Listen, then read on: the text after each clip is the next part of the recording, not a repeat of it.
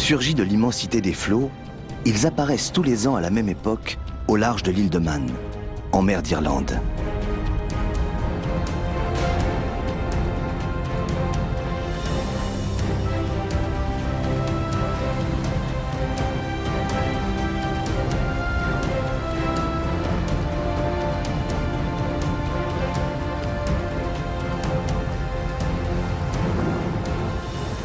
L'île de Man ne fait partie ni du Royaume-Uni, ni même de l'Union européenne.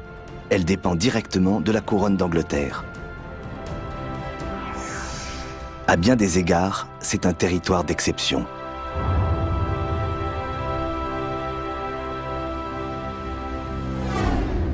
Tous les ans en mai, ces eaux accueillent un hôte extraordinaire, le requin pèlerin. Un géant qui peut mesurer 12 mètres et peser 7 tonnes. C'est le deuxième plus gros poisson au monde après le requin-baleine. Inoffensif et menacé, il se nourrit exclusivement de plancton. C'est donc un gentil requin.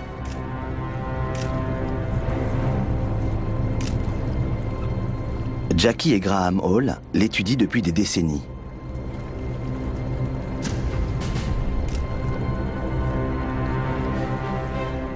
Les pèlerins passent près de 4 mois au large de l'île de Man. La région constitue l'un des meilleurs sites dans le monde pour leur observation.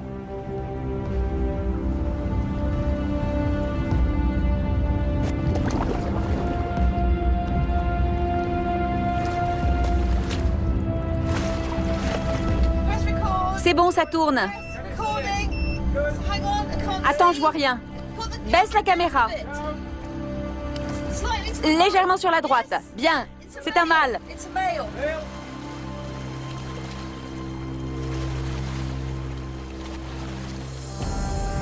Le mâle est reconnaissable à ses 2 organes génitaux situés sur le ventre, appelés ptérygopodes. Jackie et Graham sont maintenant tout près du requin. Ils vont tenter de l'équiper d'un émetteur satellite. Mais le requin change de cap et disparaît aussi vite qu'il était apparu.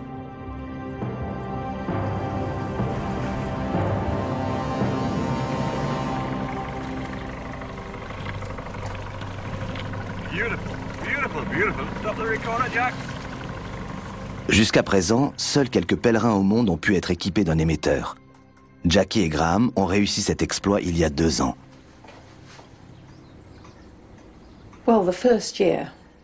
La première année, on a eu beaucoup de chance. On a réussi à mettre un émetteur sur une femelle de 8 mètres qu'on a baptisée Tracy. Elle a parcouru près de 10 000 km, elle a traversé tout l'Atlantique jusqu'au Canada.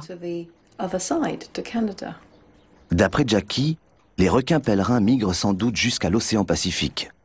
Ces clichés lui permettent d'étayer sa thèse. L'aileron est au requin ce que l'empreinte digitale est à l'homme. Les chercheurs du monde entier mettent ainsi leurs photos en réseau pour identifier les individus.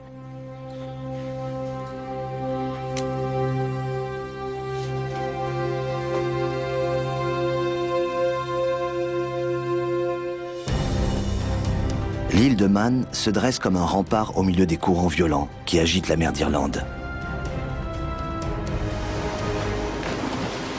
Cette position très particulière explique sans doute la présence des requins. Ici, aux portes de l'Atlantique, les marées sont importantes. Il peut y avoir jusqu'à 10 mètres de différence entre la pleine mer et la basse mer.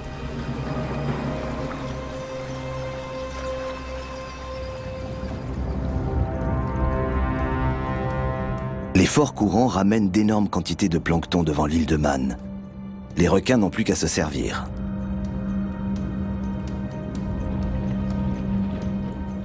Leur gueule béante peut atteindre 1,50 m de large. Le requin avale 1000 litres d'eau par heure et toute la nourriture qu'elle contient.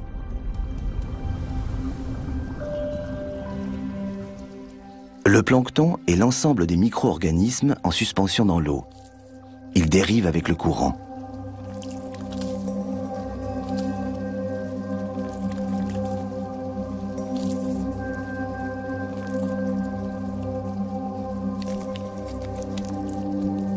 Au fil de l'année, des bancs de plancton de plusieurs kilomètres de long s'éloignent ainsi des côtes européennes en direction du nord. Les requins pèlerins les suivent, la gueule grande ouverte. Des filtres situés à l'entrée de leurs branchies servent à retenir la précieuse nourriture. La quantité de plancton présente dans les océans varie avec les saisons. En été, c'est l'abondance. Tout le monde s'y met. L'étoile de mer, par exemple, libère ses larves dans l'eau sans soupçonner qu'elle risque un jour de finir dans la gueule du pèlerin.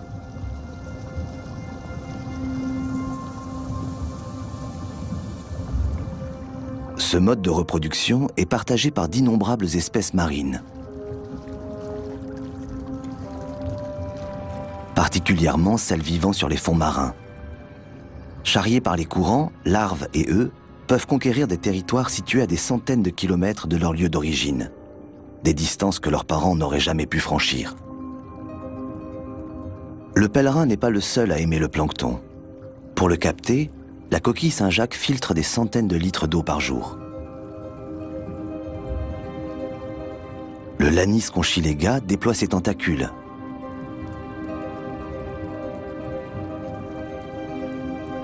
Les coraux mous et les hydropolypes laissent leurs bras se balancer au gré du courant.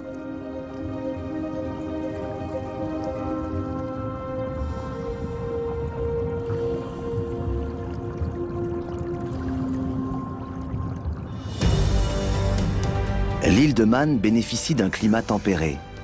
Les premières traces de la présence de l'homme remontent à 8000 ans. Ce site funéraire circulaire date du néolithique.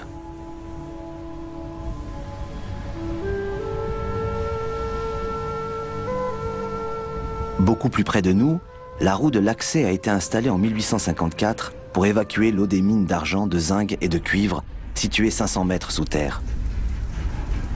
70 ans plus tard, les mines fermaient car elles n'étaient plus rentables.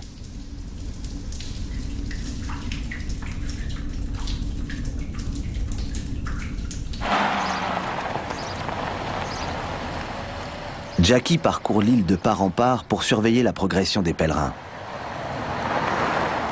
Les moutons Lortan qui bordent la route sont caractéristiques de l'île de Man. Ils possèdent 2, voire 3 paires de cornes et font la fierté des habitants.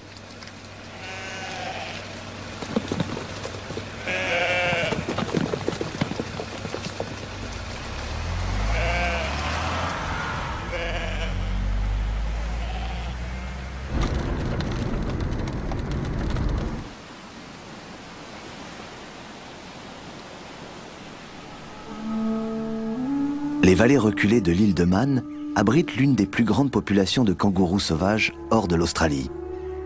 Il y a quelques années, un couple de wallabies de Bennett s'est échappé d'un zoo. Depuis, ils ont fait des petits, beaucoup de petits. Ils sont désormais plus d'une centaine. Les kangourous ne causant aucun dommage, les habitants les ont adoptés. Le Snaefell est le plus haut sommet de l'île. Plusieurs espèces rares de rapaces nichent alentour. Comme le busard Saint-Martin. On compte ici 2 fois plus de poussins que dans toute l'Angleterre.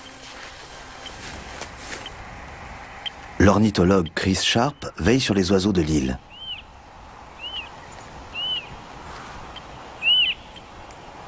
Il collecte régulièrement des informations sur leurs habitudes de vol et de chasse grâce à un système d'émetteurs.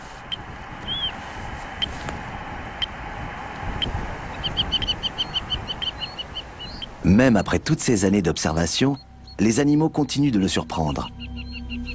Habituellement, en cette saison, le mâle chasse tandis que la femelle couve les oisillons pour les protéger du froid et de la pluie. Mais aujourd'hui, c'est exactement l'inverse.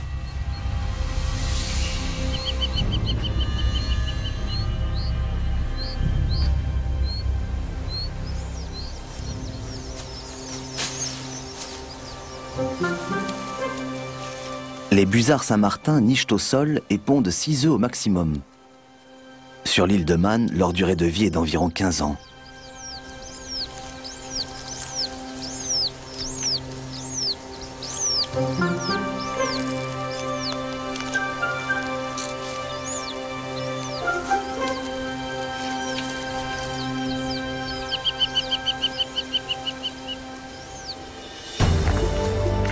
Jackie ne prend la mer que lorsqu'elle a repéré un pèlerin.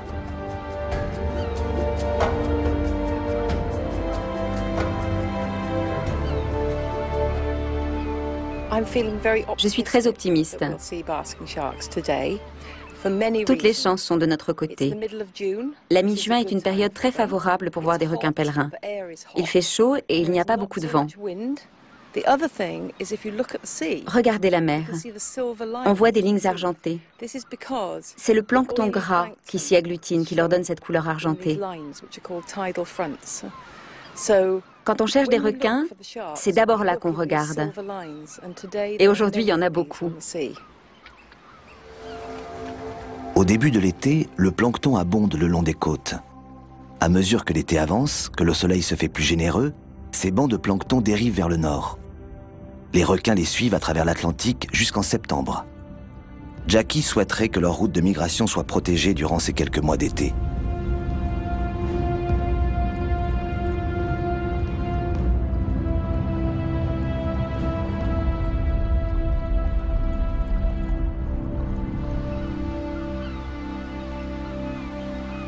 Les oiseaux de mer permettent également de repérer les requins. En cette saison, les fous de bassin sont nombreux. Leur technique de pêche est particulièrement spectaculaire. Ils plongent en flèche dans la mer à plus de 100 km/h et peuvent descendre jusqu'à 25 mètres de profondeur.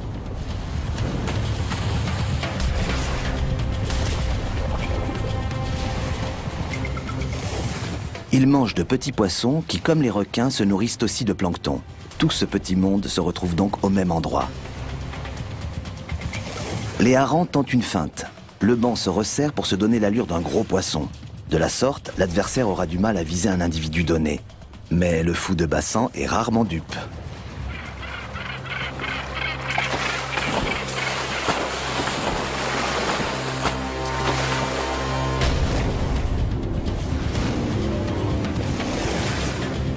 Le fou est bâti pour ses descentes en flèche. Son sternum très résistant lui sert de bouclier.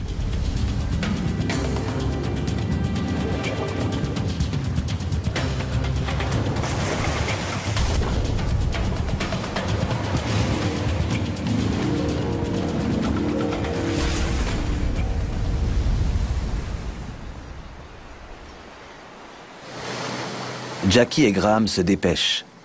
Une fois les oiseaux envolés, ils auront du mal à localiser les requins. Du bateau, la vue est moins bonne que des côtes. Toutefois, la prudence s'impose. Les rochers et les courants font des abords de l'île l'une des zones les plus dangereuses d'Europe.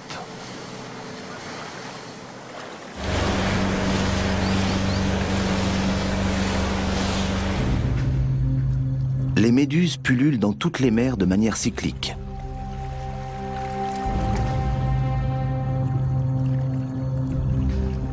Comme le requin pèlerin, elles se nourrissent de plancton qu'elles récoltent grâce à leurs tentacules. Certains sont collants, d'autres urticants.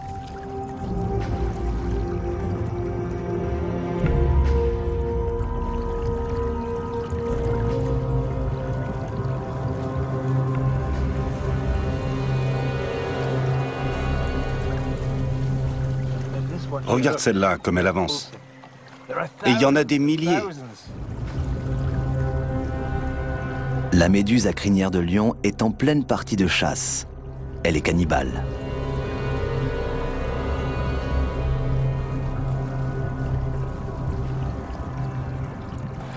Attirés par la même nourriture, les requins pèlerins ne sont jamais bien loin. Mais ils nagent 50 cm plus bas et cela suffit à les rendre invisibles quand la mer est plate. Pour Jackie et Graham, l'attente commence.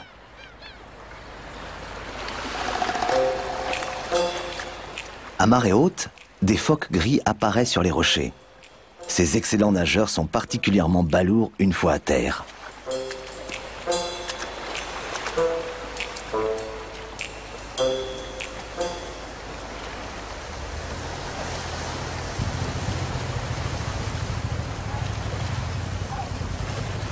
L'huître épi n'a pas peur des visiteurs, contrairement aux phoques gris qui sont très vulnérables à terre et qui se sont réfugiés à bonne distance.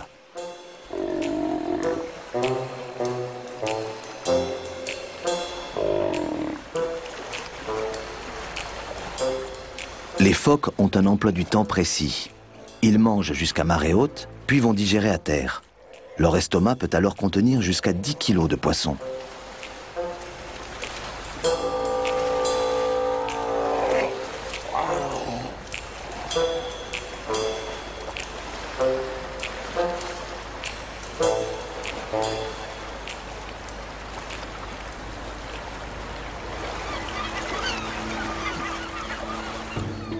Les jeunes mouettes, elles, se moquent de la marée. Elles réclament à manger 24 heures sur 24. Leurs parents partent sans cesse les ravitailler.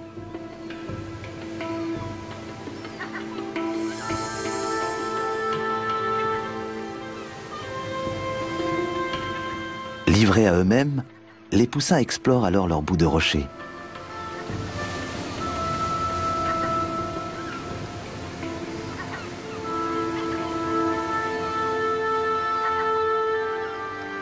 Mais dès que le cri familier de leurs parents retentit, ils se dépêchent de rentrer au nid pour obtenir leur pitance.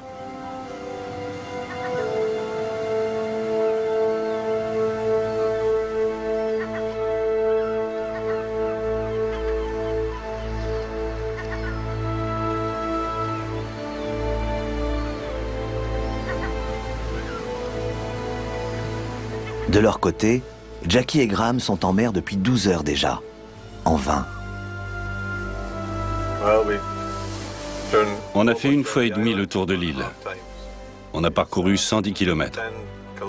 C'est très fatigant de scruter la mer comme ça. Elle était parfaite avec beaucoup de méduses, ce qui indique qu'il y avait beaucoup de nourriture. Mais on n'a pas vu de requins à la surface.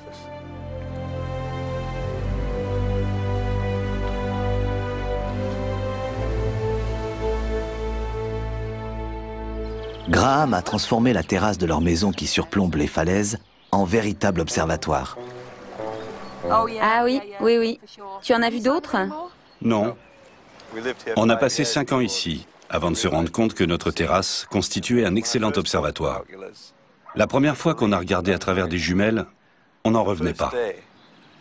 On a vu des dauphins, des requins, des baleines. C'était incroyable. Depuis, on est devenu accro. Et aujourd'hui, il y a foule en mer.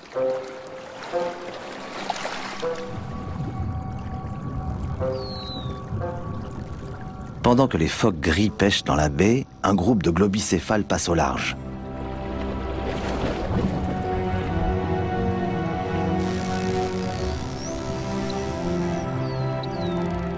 Tous les cétacés émettent des cliquetis pour communiquer. Certaines populations auraient même développé plusieurs dialectes. 19 espèces de cétacés sont recensées autour de l'île de Man, mais la plupart ne vit pas ici toute l'année.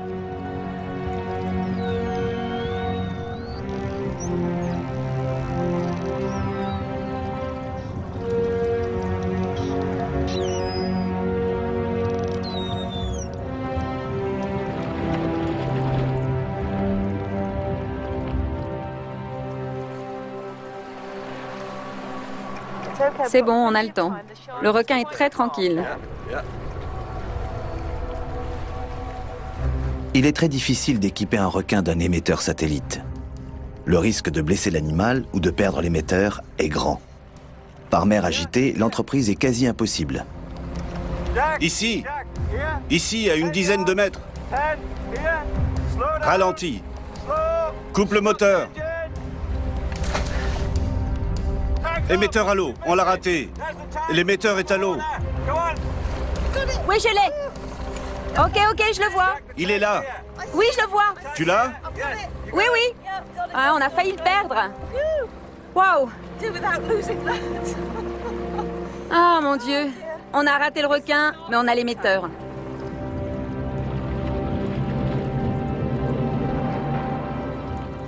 Graham vient de mettre au point un nouvel instrument pour observer les requins. C'est un petit catamaran télécommandé qu'il a équipé de 3 caméras sous-marines permettant une vision à 180 degrés. Il espère ainsi pouvoir filmer un accouplement.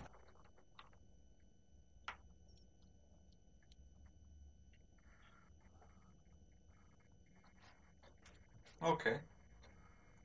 So that's working now. Yeah. Yeah, that's working well. So one from here and this battery. Yeah. That's good. Yeah, that's very good.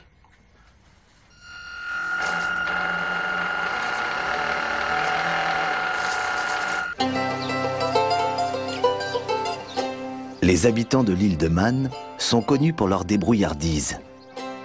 Autrefois, ils utilisaient de vieux filets de pêche pour protéger leur toit de chaume des tempêtes. Aujourd'hui, Chris a décidé de consacrer sa journée au cormoran.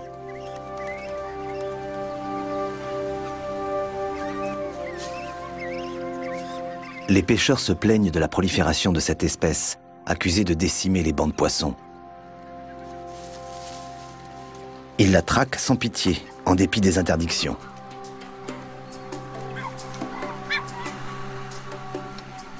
Chris souhaite leur montrer que la mauvaise réputation du cormoran n'est pas méritée.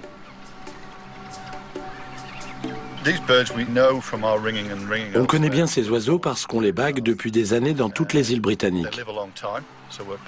En baguant tous les poussins nés une même année, nous pouvons suivre leur évolution et déterminer quel âge ils atteignent. Nous savons également que les jeunes cormorans quittent la colonie pendant un certain temps. Mais dès qu'ils atteignent leur maturité sexuelle, ils reviennent s'accoupler ici.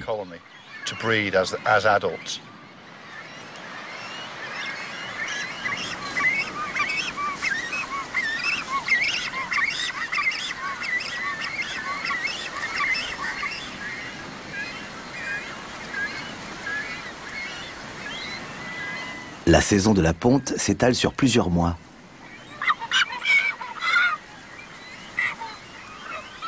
Certains individus pondent encore alors que d'autres ont déjà des poussins prêts à quitter le nid.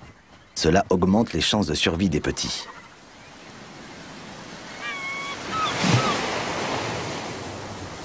Chez les requins pèlerins, en revanche, la reproduction reste un mystère.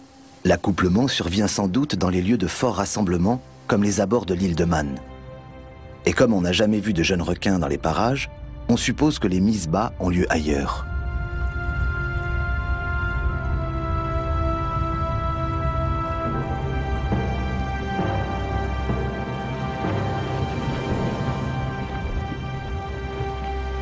Infatigable, Jackie scrute de nouveau l'horizon à la recherche des requins. Mais au bout d'un moment, un phénomène bien connu des habitants survient, l'arrivée du brouillard.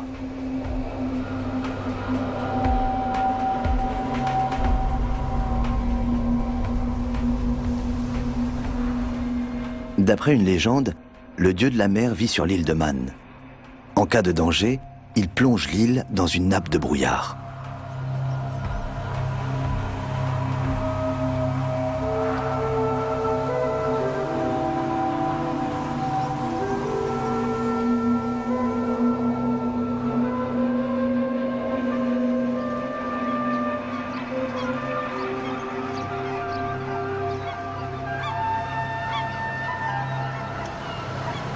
Les oiseaux préfèrent rester au sol.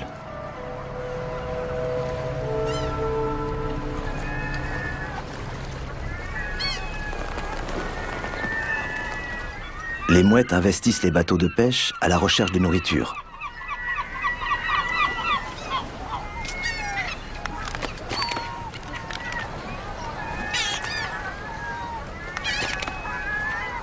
Mais ce ne sont pas les seuls animaux à tirer profit de la situation. Et les pêcheurs à la ligne le savent bien.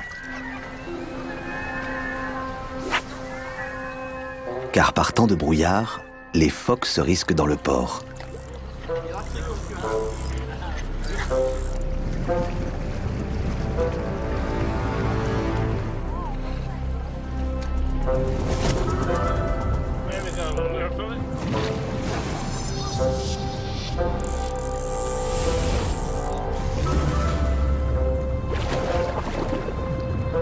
Vous avez vu? Le phoque m'a piqué mon poisson.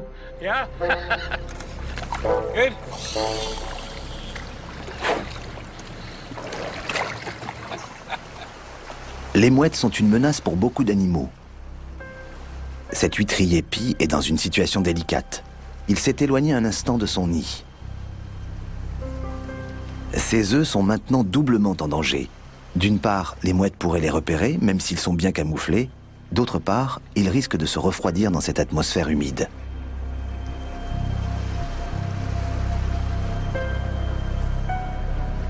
La patience de l'huîtrier pie a payé. Un quart d'heure plus tard, il peut reprendre possession de son nid. Le brouillard semble se lever.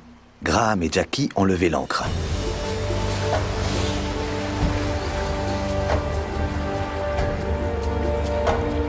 Here we go.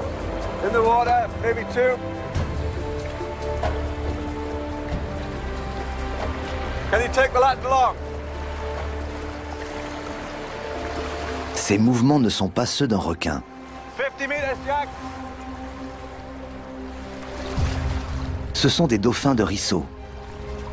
Ils sont capables de plonger à 800 mètres pour pêcher leur nourriture sur les grands fonds. Mais ceux-là ne sont pas en train de pêcher. Ils jouent. Fantastique! Oh, il revient! Les dauphins portent de nombreuses cicatrices. Ce sont les traces de leur combat contre leur proie, mais aussi contre des congénères rivaux.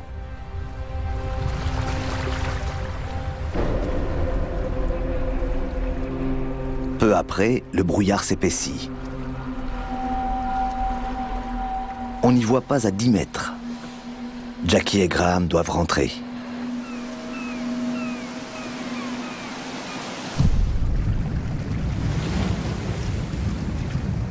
En l'absence de soleil, le plancton ne peut pas opérer de photosynthèse et tombe sur le fond marin. Les prédateurs le suivent, y compris les méduses. Mais les fonds marins sont dangereux. Bien que les anémones de mer soient parentes des crinières de lion, elles n'hésitent pas à utiliser leurs tentacules urticants sur leurs cousines pour assouvir leur faim.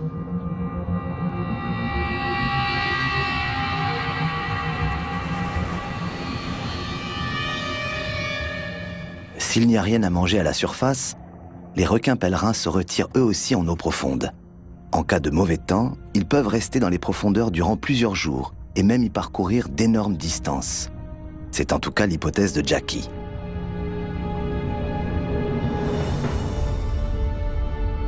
Pour se diriger, ils utilisent un organe spécial, la ligne latérale, qui leur permet de percevoir les vibrations de l'eau et de détecter les variations chimiques et les champs électriques.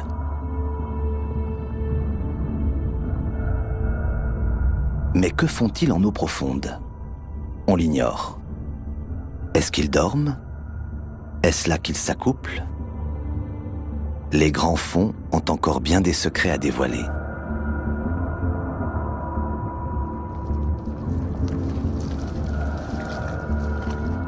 Les découvertes sont souvent le fruit du hasard.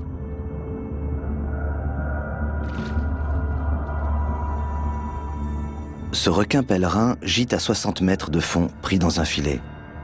Manifestement, sa ligne latérale ne lui a pas permis de détecter cette barrière, pourtant longue d'1 kilomètre. Ces filets quasi invisibles sont de plus en plus utilisés partout dans le monde. Or, ils constituent une véritable menace pour les requins pèlerins. D'après les estimations, il y aurait encore près de 8000 pèlerins dans le monde.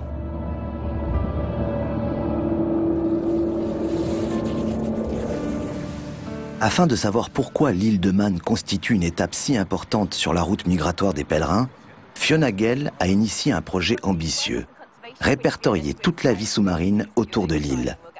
Pour cela, elle fait appel à des plongeurs amateurs. Avec Graham et Jackie, elle a réussi à faire adopter des mesures strictes de protection du requin pèlerin autour de l'île. Salut Fiona! Vous revenez d'une plongée? Non, on y va. Tu as vu des requins? Pas encore. Si tu en vois, tu nous le dis, d'accord? Ok, je vous préviens par radio. Fiona cherche à établir des liens entre les requins pèlerins et d'autres organismes frayant autour de l'île. Les araignées de mer, par exemple, viennent ici une fois par an pour s'accoupler et déposer leurs larves.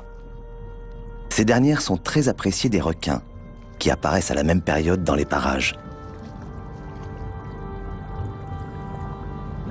Comment réagira le requin si la pêche intensive fait disparaître les araignées de mer ou d'autres sources de plancton? Changera-t-il sa route migratoire?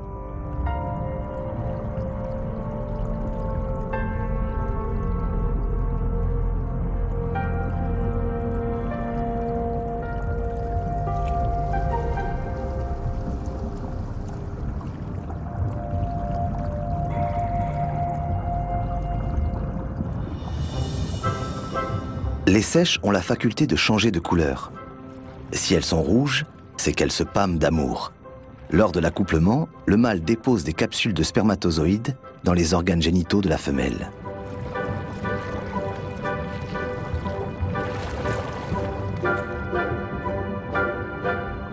Les œufs sont fécondés juste avant la ponte.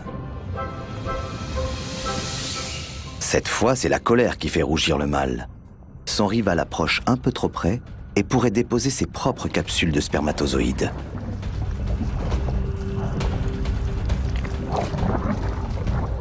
Pour assurer sa descendance, il faut chasser l'intrus.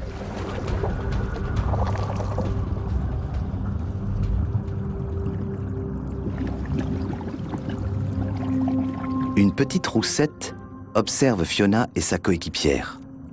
C'est un requin aussi inoffensif que son cousin le pèlerin et qui ne mesure pas plus de 50 cm.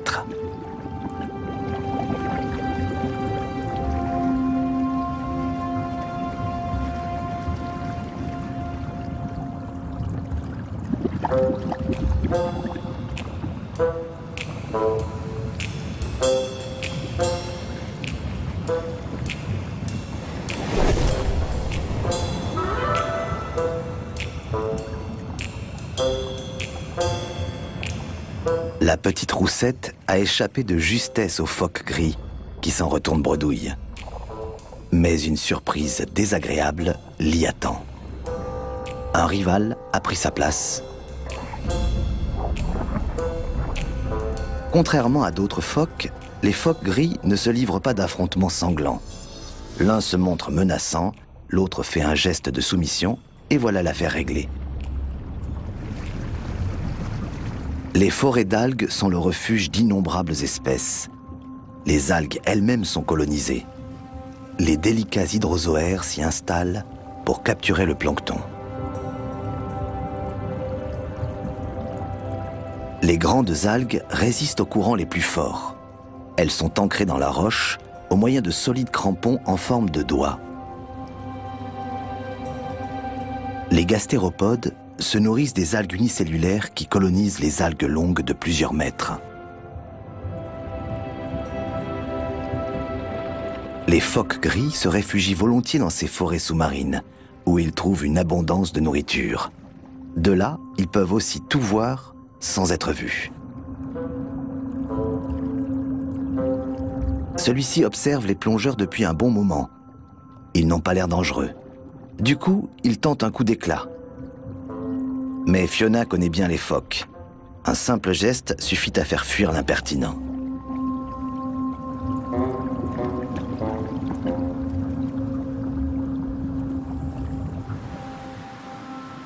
Jackie a repris ses observations depuis la terre où elle a retrouvé Chris.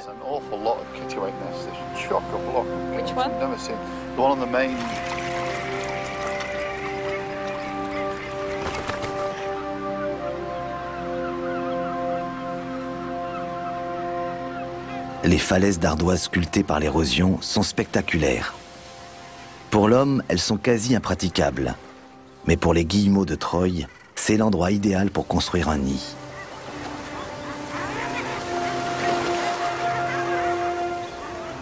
En attendant de savoir voler, les poussins se laissent chuter de 40 mètres de haut pour rejoindre leurs parents dans l'eau. Pas étonnant qu'ils mangent autant. Leur graisse leur permet d'amortir le choc et accessoirement de supporter le froid. Ce rocher spectaculaire est surnommé le pain de sucre, en référence aux déjections blanches des guillemots qui le recouvrent. Il y a foule dans la zone de nidification des guillemots. Chris a dénombré près de 40 individus au mètre carré. Les étrangers ne sont pas admis. Les guillemots poussent de grands cris pour chasser tout oiseau d'une autre espèce.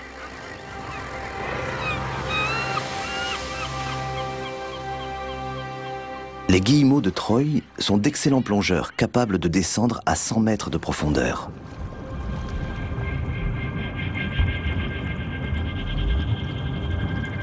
Mais eux aussi sont victimes des hommes.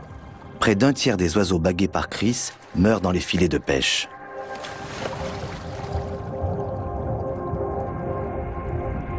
C'est aussi pour cette raison qu'ornithologues et océanographes collaborent étroitement. Car en plus d'être les victimes collatérales de la pêche intensive, les pèlerins sont aussi pêchés pour leurs ailerons et leurs foies en Asie et en Scandinavie. Ces gentils requins risquent donc de disparaître avant que Jackie et Graham n'arrivent à percer tous leurs secrets.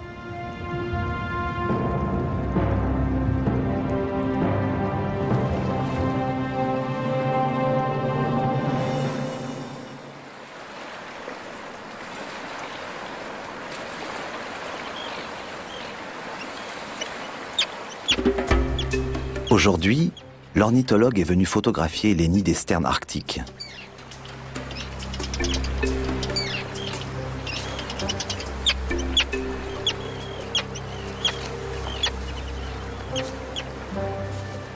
Mâles et femelles se partagent les tâches. Pendant que l'un garde les œufs au chaud, l'autre chasse et veille sur le nid depuis les airs.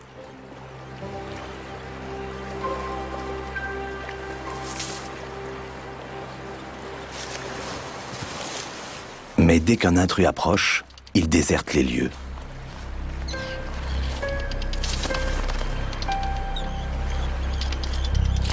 Chris photographie tous les nids de la colonie pour calculer le rapport entre le nombre d'œufs couvés et le nombre d'individus qui atteignent l'âge adulte et qui reviendront donc ici se reproduire.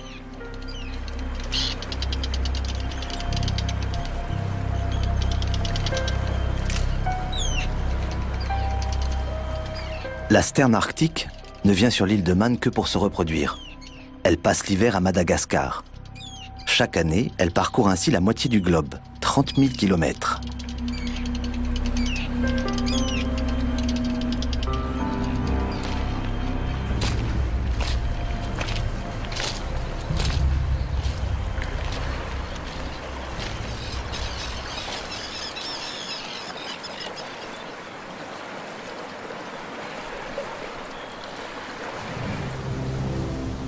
Ce soir, Chris rapporte de bonnes nouvelles à Jackie et Graham.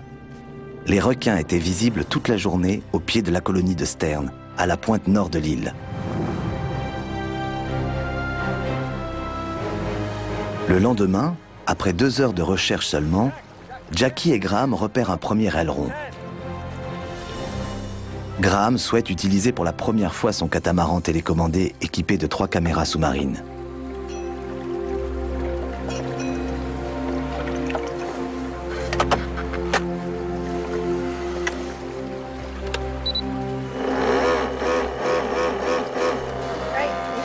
Ça marche? Oui. Tu es prêt? Oui, c'est bon. C'est bon.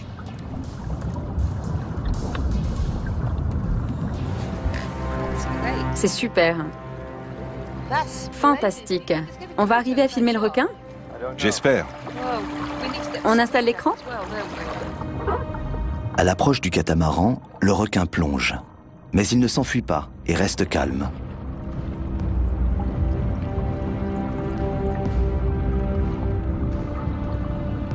On voit quelque chose sur l'écran? Non, pas encore. On largue le kata au-dessus du requin et on le laisse dériver avec le courant. Le requin est toujours là. Jackie et Graham sont récompensés de leur patience.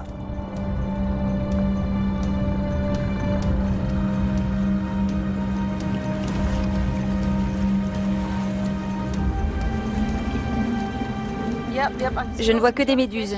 Ok. Et là, tu le vois? Oui, oui, oui. Sur l'un des écrans. Le requin mesure près de 9 mètres de long et pèse dans les 3 tonnes. Le catamaran miniature ne l'effraie pas.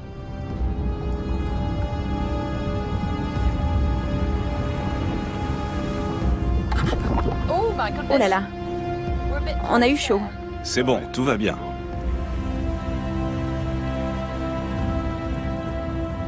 Jackie et Graham avaient déjà vu des parasites sur les pèlerins, mais jamais d'aussi grands.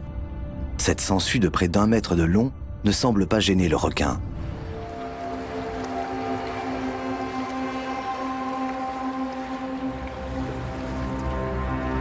Soudain, un deuxième pèlerin apparaît. Ces deux-là tournent en cercle autour du catamaran. Serait-ce le début d'un accouplement ?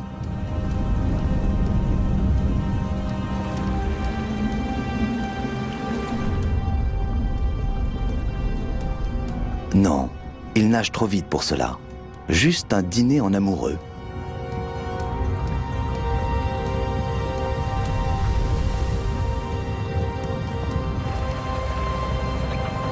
C'est super, parce que le requin n'a pas peur du tout du catamaran.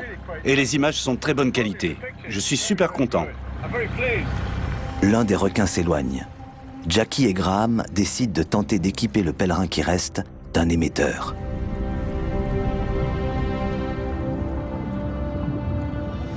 Dépêche-toi.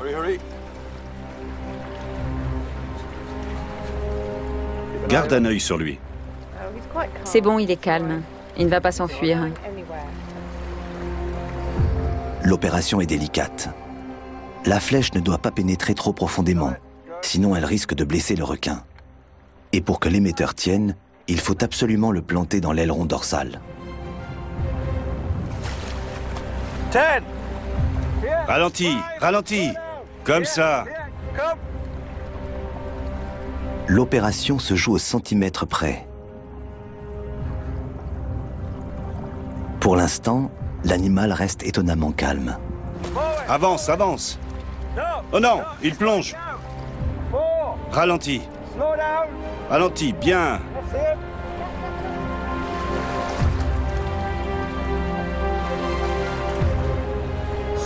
Coupe le moteur. On est bon. Attention. Oui, on l'a eu. Mission accomplie.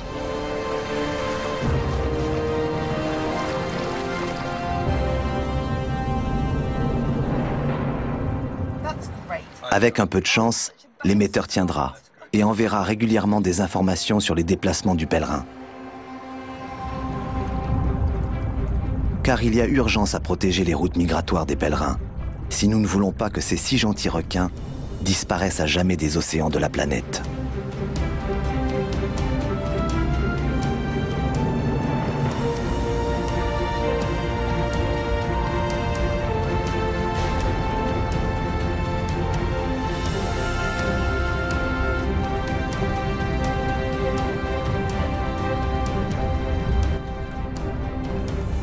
Restez avec nous pour la suite de nos programmes. Notre ronde des plus beaux villages de France nous emporte à Brantôme, surnommée la Venise du Périgord.